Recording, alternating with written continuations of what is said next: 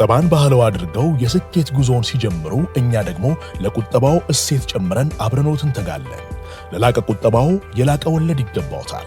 የብርሃን ባንክ የላቀ ቁጠባ ሂሳብ ወይም ፕሪሚየም ሴቪንግ አገልግሎት ደንበኞች ቁጠባቸው እየጨመረ ሲሄድ ባንኩ ጠቀም ያለ ወለድ የሚከፍልበት ልዩ የቁጠባ ሂሳብ አይነት ነው። የላቀ ቁጠባ ሂሳብ አገልግሎት ደንበኛ ከሆኑ ሂሳቦን በቼክ ወይም በሂሳብ ደብተር፣ በኤቲኤም ካርድ ወይም በሞባይል ባንኪንግ አገልግሎት ማንቀሳቀስ ይችላሉ። ዛሬውኑ ወደ አቅራቢያው ወደሚገኝ የብርሃን ባንክ ቅርንጫፍ በመሄድ የላቀ ቁጠባ ሂሳብ ከፍተው ብዙ ይቆጥቡ፣ ጠቀም ያለ ወለድ ያገኙ። ብርሃን ባንክ፣ እንደ ስማችን ብርሃን ነው ስራችን። ሌላኛውን ጉዳይ እንመልከት። የዩቬንቱስን ጉዳይ እናንሳ። በጋላታሳራይ 5-1 በሆነ ውጤት 5-2 በሆነ ውጤት ተሸንፏል። ያው የ3 ጎል ልዩነት አለና ዛሬ ይህንን ጨዋታ በራሱ ዩቬንቱስ ያሸንፋሉ የዛሬውን ጨዋታ የሚለው ጥያቄ ነው። ጨዋታውን መቀልበስ ደግሞ ሌላኛው ነገር ነው። እንመልከተው ይህንን ጉዳይ። የጣሊያን ቡድኖች ቀስ እያሉ ከሻምፒየንስ ሊግ እየወጡ ነው። ዩቬም ሄጣ እየደረሰው ይመስላል። ዩቬ በጣም ትልቅ ሳምንት ነው ምሳ። ምክንያቱም እነዚህ 4 ቀናት ዛሬ ረቡዕ ነው። ከዛ በሳምንቱ መጨረሻ እሁድ ለት ደግሞ 2 ጨዋታዎች አሉ። እነዚህ ለዩቬንቱስ እንግሊዞቹ እንደሚሉት ሲዝን ዲፋይኒንግ ጨዋታዎች ናቸው። የዩቬንቱስን የውድድር ዘመን ሊወስኑ የሚችሉ 2 በጣም በጣም በጣም ወሳኝ ጨዋታዎች ናቸው። ምክንያቱም 3 ተከታታይ ጨዋታ ተሸንፈው ነው ወደዚህ የሚመጣው እና በቀደም ከሴስክ ፋብሬጋዝ ኮሞ ጋር ከመጫወታቸው በፊት ጨዋታው ከመጀመሩ በፊት የዩቬንቱስ ደጋፊዎች ገና ሳይጀምር ማለቴ ነው የተቃውሞ ድምጽ አሰሙ። እረፍት ሰዓት ላይ የተቃውሞ ድምጽ አሰሙ። ፍጻሜው ላይ የተቃውሞ ድምጽ አሰሙ። ሲጀምር መሀል ላይ እና ሲያበቃ እና አሁን እንዲህ አይነት ስሜት ውስጥ ያለ ነው። በቀደም በጋላታሳራይ 5-2 ተሸንፈ። ጋላታሳራይ ከ2014 በኋላ የቻምፒየንስ ሊግ የጥሎ ማለፍ ጨዋታ አሸንፎ የማያውቅ ነው። ነጠላ የጥሎ ማለፍ ጨዋታ እንኳን አሸንፎ ያውቅም ባለፉት 12 ዓመታት። ይሄንን የ5-2 ውጤት መቀልበስ አለባቸው እና ከላይ ሲታይ ይቀላል አይደለም። ጋላታሳራይ የቱርክ እግር ኳስን በቅርብ ጊዜ በኃይል የተቆጣጠረ ይሄንን ሁሉ ገንዘብ ከየት አመጡት 500 ሚሊዮን ዩሮ ወዳ ያለባቸው የተባለ ግን ቪክቶር ኦሲመን በአጠቃላይ በፓኬጅ ደረጃ 150 ሚሊዮን ዩሮ በሚደርስ የዝውውር ፓኬጅ ማስፈረም የሚችል ሌሮይ ሳኔን ባየር ሚኒክ ሊከፍለው ከሚችለው ደሞዝ በእጥፍ ከፍሎ የሚያመጣ አይነት ቡድን ነው ጋላታሳራይ። ጥራት ያላቸው ተጫዋቾቻቸው ቀደም በነበረው ጨዋታ ላይ እንዳየነው እንደ ማውሮ ኢካርዲ አይነት ተጫዋችን ከቤንች አስነስቶ የሚያጫውት ሌሮይ ሳኔን ቤንች የሚያደርግ አይነት የሚገርም ስብስብ ያለው ቡድን ነው። ስለዚህ ይህንን 5-2 ውጤት መቀልበስ በጣም አስቸጋሪ ይመስለኛል። ችግሮች አሉባቸው። አንደኛ ጎል አግቢ የላቸውም። ዱሻን ቭላሆቪች አይደርስም በዛሬው ጨዋታ፣ ጆናታን ዳቪድም አይደርስም። ሎይስ ኦፔንዳ ጥሩ ተጫዋች ነበር በሎንስና በላይፕዚግ። ያንን በፈረንሳይና በጀርመን ያደረገውን ከዛ በፊትም በሆላንድና በቤልጂየም ሊግ ያደረገውን በሴሪያ መድገም አልቻለም። ጎል ኬት እንደሚያስቆጥሩ ማሰብ ያስቸግርሻል። እንደው ኬናን ይልዲዝ ሰሞኑን እግሩ ላይ ባንዴጅ አድርጎ ሲጫወት የምናየው ተጫዋች፣ ትልቅ ፋሻ የምናይበት ተጫዋች፣ በጣም የተለየ ተጫዋች ነው። እሱ የሚደንቅ ምሽት ካላሳለፈ በስተቀር ያንን ማድረግ ያስቸግራል። ስለዚህ ጎል ያስፈልጋቸዋል። የ3 ጎል ዴፊሲት ነው ያለባቸው። ግን ጎሉን ማን እንደሚያስቆጥረው ማሰብ አትችይም። የሌሏቸው ተጫዋቾች አሉ። ያሏቸውም የጉዳትና የኮንፊደንስ ችግር አለባቸው። ጎል ማስቆጠር ግን በቂ አይደለም። እነ ቪክቶር ኦሲመንን መከላከል ደግሞ አለብሽ። ማንም ይከላከሉ? ግብ ጠባቂያቸው ሚሼል ዲ ግሪጎሪዮ በጣሊያን ብዙሃን መገናኛዎች ሰሞኑን በጣም ትልቅ አጀንዳ ነው። በጣም ትልልቅ ስህተቶች እየሰራ ስለሆነ የቡድኑ ቤስት ተከላካይ ብሬመር ብራዚላዊ ተከላካይ የዛሬው ጨዋታ ላይ የለም። ስለዚህ ከባድ ይመስላል። 5-2 በተሟላ ቡድንሽን መቀልበስ አስቸጋሪ ነው። ዩቬ አሪፍ በነበረበት ጊዜም የ5-2 ውጤትን መቀልበስ አስቸጋሪ ነው እንኳን እንዲሆኑ። ስለዚህ የዛሬው ጨዋታ ከባድ ፈተና ነው። ቀጥሎ ደግሞ እሁድ ዕለት ከጃምፔሮ ጋስፔሪኒ ሮማ ጋር ይጫወታሉ። እሱም ሲዝን ዲፋይኒንግ ነው። ለምን? ሮማ 4ኛ ነው፣ በ4 ነጥብ ከዩቬ ይበልጣል። ዩቬ 5ኛ ነው። ለቻምፒየንስ ሊግ ቦታ ከ1 እስከ 4 ያው ማጠናቀቅ አለባቸው። ከተሸነፉ 7 ይሆናል። 7 ከሆነ አሁን የቀሩት ጨዋታዎች ብዙ አይደርሱም በዚህ ፎርም። እሱ ብቻ አይደለም። በሳምንቱ መጨረሻ የፋብሪጋዝ ኮሞ እና የራፋኤል ፓላዲኖ አታላንታ ቤርጋሞ ጨዋታዎቻቸውን ካሸነፉ አሁን በ1 ነጥብ ብቻ ነው ከዩቬ የሚያንሱት።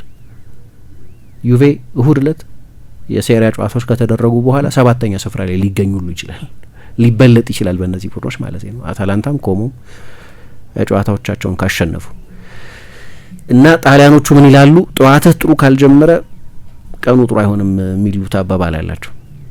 እና በቀደም ሲጀመርም ይሄ ሰርከስ ምንድነው አሉ አንድ ፍሬንች ሞንታና የሚባል ዘፋኝ ያሰለቻቸውን ሚኒ ኮንሰርት ነገር ስቴዲየም ውስጥ አቀረበ ከኮሞ ጨዋታ በፊት።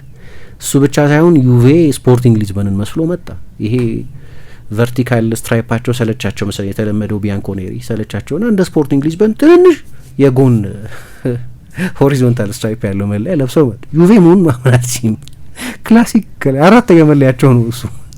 እና ተጠየፉት የዩቬንቱስ ደጋፊዎች ያንን መለያ እና በመነጀስ ነው እንግዲህ የጀመሩን ያንን ጨዋታ የሚል ቅሬታ ነበራቸው መጀመሪያው ነው። እና መጨረሻ ላይ ደግሞ ሜዳ ውስጥ የሴስክ ፋብሬጋዝ ቡድን የእግር ኳስ ሌክቸር ሰጣቸው። የእግር ኳስ ሌክቸር ነው የነበረው ያ ጨዋታ። እና እንዲያውም አሁን ኮሞ ሳይቀር የቻምፒየንስ ሊግ ቦታን ለማግኘት ነው እየተጫወተ ያለው 1 ነጥብ ብቻ ስለሆነ ከዩቬ የሚያንሰው። እና በተለይ በቱሪን ውስጥ የሚታተመው ቱቶ ስፖርት የሚባለው ጋዜጣ ይሄ ዩቬ አይደለም የሚል ርዕስ ነበር የተጠቀመው። ዩቬ አይደለም ይሄ የሚል ሲጀምር ጥሩ ነበር የሉቻኖ ስፓሌቲ የኃላፊነት ዘመን። ኢጎር ቱዶር አሁን ቶተናምን ማሰልጠን የጀመረው ሰው ኃላፊነቱን ባለፈው ጥቅምት ከለቀቀ በኋላ ዩቬ 8ኛ ነበር። እሳቸው አመጡና የቡድኑንም ውጤት አጫወት በቶሎ አሻሻሉት እና ከ8ኛ ወደ 4ኛ አደረሱት። ልክ 2025 ከማብቃቱ በፊት የነጥብ ልዩነታቸው በዩቬና በኢንተር መካከል 7 ብቻ ነበር። 7 ደግሞ ማይደረስበት አልነበረም። በቅርብ ጊዜ ያው ዩቬና ኢንተር ይገናኙ ስለነበር በእርግጥ ተገናኙ። በጣም አወዛጋቢ ነበር በእርግጥ እና እነዛ 2 ቀይ ካርዶችም ያገዟቸው አልመሰለኝም። ኮንቴክስት ያስፈልገዋል እንዳነሳሁት። ምክንያቱም የኢንተርን ጨዋታ በሁለተኛው አጋማሽ በ10 ተጫዋች ነው የተጫወቱት። የጋላታ ሳራይንም ጨዋታ የመጨረሻውን 30 ደቂቃ በ10 ተጫዋች ነው የተጫወቱት። 2 ተከታታይ ጨዋታ ከአስቸጋሪ ባላጋራዎች ጋር ከሜዳ ውጪ በ10 ተጫዋች መጫወት በጣም አስቸጋሪ ነው። ምናልባት በዛ ልታዝኝላቸው ትችላለች ለዩቬንቱሶች ወይም ተቾች ሊራሩላቸው ይችሉ ይሆናል። ግን 7 ነበር የነጥብ ልዩነቱ 2026 ልክ ሲገባ። ከዛ በኋላ ነው የሀውስ ኦፍ ካርዱ ድንገት ኮላፕስ ያደረገው እና አሁን በዩቬና በኢንተር መካከል ያለው የነጥብ ልዩነት 18 ሆኗል። 18 7 ነበር ከ5-6 ሳምንት በፊት። አሁን 4ኛ ሆኖ መጨረስ ጭምር በጣም አደጋ ውስጥ ነው ያለው። ለዚህ ነው የሮማ ጨዋታ በጣም ወሳኝ የሆነ። በቀደም እንግዲህ የፋብሪጋዝ ቡድን ሲያሸንፋቸው በአመት ውስጥ ለመጀመሪያ ጊዜ ነበር የተሸነፉት። ግን የዩቬ ሁኔታ የዘንድሮ ችግር ብቻ አይደለም። የጣሊያን ትልቁ ቡድን ነው ቢያንስ በሀገር ውስጥ ውጤቶቹ 3 ኮከብ የለጠፈ ብቸኛው ቡድን ነው ከ3 10ዎች በላይ ሴሪያን ስላሸነፈ ከ30 በላይ የስኩዴቶ ባለቤት ስለሆነ። ግን የክለቡ ፋይናንስም የክለቡ አምቢሽንም ብዙ ጥያቄ ተነስቶበታል። ከአንድሪያ አኝሊ መልቀቅ በኋላ ከ2020 በኋላ ሴሪያን አላሸነፍም። ሌሎቹ ባላጋሮቻቸው በሙሉ ቢያንስ 1 ጊዜ አሸንፈዋል። ናፖሊ 2 ጊዜ፣ ኢንተር 2 ጊዜ፣ ኤሲ ሚላን 1 ጊዜ ሻምፒዮን ሆነዋል። አሁን ኢንተር እንደገና ሻምፒዮን ለመሆን እየገሰገሰ ነው ያለው። በዛ መሀል ዩቬ ከቻምፒየንስ ሊግ ቦታ ውጪ ጭምር ሆኖ የጨረሰባቸው አመታት ነው። እንግዲህ 36 ስኩዴቲ ያለው ከ2012 እስከ 2029 ጊዜ በተከታታይ ሴሪያን ያሸነፈ ቡድን ነው እና የበቀደሙ የ5-2 ሽንፈታቸው ለዩቬንቱሶች ምን ማለት ነው? በቻምፒየንስ ሊግ ወይም በቀድሞ አጠራሩ ዩሮፓ የዩኤፋ ካፕ በሚባለው ውድድር ከ1958 በኋላ ለመጀመሪያ ጊዜ ነው በአንድ ጨዋታ 5 ከዛ በላይ ጎል ሲቆጠርባቸው። ያኔ 7 ጎል ተቆጥሮባቸው ነበር ከአንድ ቫይነሬሲ ከሚባል ቡድን ጋር ቡድኑ በተሸነፈ ጊዜ 1958 ማለት የዩኤፋ ይህንን ውድድር ከጀመረ ከ3 አመት በኋላ ማለት ገና በጠዋት ነው ያኔ ነበር። ከዛ በኋላ አንድም ጊዜ 5 ጎል ተቆጥሮበታል። እንደዛ አይነት መጥፎ ምሽት ነው የነበረው። በእርግጥ እኔ ቤንፊካን ጋላታ ሳራይን ማድነቅ ፈልጋለሁ። ከዛ በኋላ ለወሰደው ሬከርድ በቃ ዩቬንቱስ መሬት ላይ እንደሆነ አውቋል እና አሰልጣኙ ወዲያው የማጥቃት ተጫዋቾቻቸውን ቀይረው ለመጨረስ ነበር የወሰኑት። ኦኬ ዩቬን 3-2 እየመራን ነው፣ ከዛ በኋላ በጥንቃቄ እንጫወት ማለት ይቻል ነበር። ዩቬ ሰርቫይቭ እንደማያደርግ አውቀውታል እና አሁን የምናየውን አይነት ሰፊ የመሪነት ልዩነት ይዘው ወደ ቱሪን እንዲመጡ አድርጓቸዋል። ዛሬ የሮናልዶ አይነት ፊገር የሚፈልጉበት ነው። የሆነ ጊዜ ትዝ ይለኛል አትሌቲኮ ማድሪድ የዲየጎ ሲሞኔ አትሌቲኮ ማድሪድ እንደዛ ማይጠረመስ የተከላካይ መስመር ያለው ቡድን 2-0 አሸነፋቸው በአትሌቲኮ ማድሪድ ሜዳ እና የመልሱ ጨዋታ በተለይ በአትሌቲኮ ማድሪድ ካለው የመከላከል ሬከርድ በመነሳት መቀልበስ የሚቻል ያልመሰላቸው ብዙ ሰዎች ነበሩ። ግን ሮናልዶ ሃትሪክ ሰራ እና ለብቻው ማለት በሚቻል ሁኔታ ያ ዲየጎ ሲሞኔ እንደዚህ አይነት ደስታ አገላለጽ ያሳየበት በምላሹ ሮናልዶ ራሱ ተመሳሳይ የደስታ አገላለጽ አሳይተው የተበቀሉበት ማለት ነው እና በሱ ሃትሪክ 3-2 አሸንፈው አለፉ። አሁን እንዲህ አይነት ሂሮይክ የሆነ ጀግንነት ያለበት ፐርፎርማንስ የሚያሳይ ተጫዋች ያስፈልጋቸዋል። ችግሩ ምንድነው?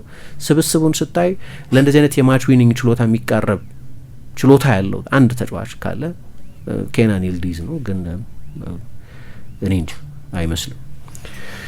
ስለዚህ በጣም ትልቅ ጨዋታ ነው። እንግዲህ አሰልጣኙ በፍርሃት ተይዘናል፣ የበራስ መተማመን ችግር አለብን ብለው አስተያየት ሰጥተዋል። በተለይ የተጫዋቾች አእምሮ ውስጥ ያለው ፕሬሸር በጣም ከፍተኛ ነው፣ በተለይ በቅርብ ጊዜ ካሉት ሬከርዶች የቅርብ ጊዜ ውጤታችን በመነሳት ብለዋል እና ባለፉት 6 ጨዋታዎች 16 ጎል ተቆጥሮባቸዋል። ጎል ቢያስቆጥሩም ጎል አይቆጠሩባቸው ማለት አትችም። እንደ ኦሲመን እና ሌሎች ትልቅ ተጫዋቾች ያሉት ቡድን ስለሆነ ጋላታሳራይ እንግዳ በሆነ ሁኔታ በዚህ ውድድር ዘመን ሚሼል ዲ ግሪጎሪዮ የሚባለው ግብ ጠባቂ በ13 የተለያዩ አጋጣሚዎች የመጀመሪያው ኦን ታርጌት ሙከራ ሲደረግበት ጎል ተቆጥሮበታል። በ13 የተለያዩ አጋጣሚዎች። ስለዚህ የቡድኑ ኮሌክቲቭ ፐርፎርማንስ ጥሩ አይደለም። ግን ይሄ ስፓሌቲን ብቻ የሚመለከት አይደለም። ሲጀመር የሳቸው ኮንትራት የአጭር ጊዜ ኮንትራት ነው፣ ሊራዘም ይችላል ቻምፒየንስ ሊግ የሚሳተፉ ከሆነ። እሱ በጣም ጠባብ እየመሰለ ነው አሁን።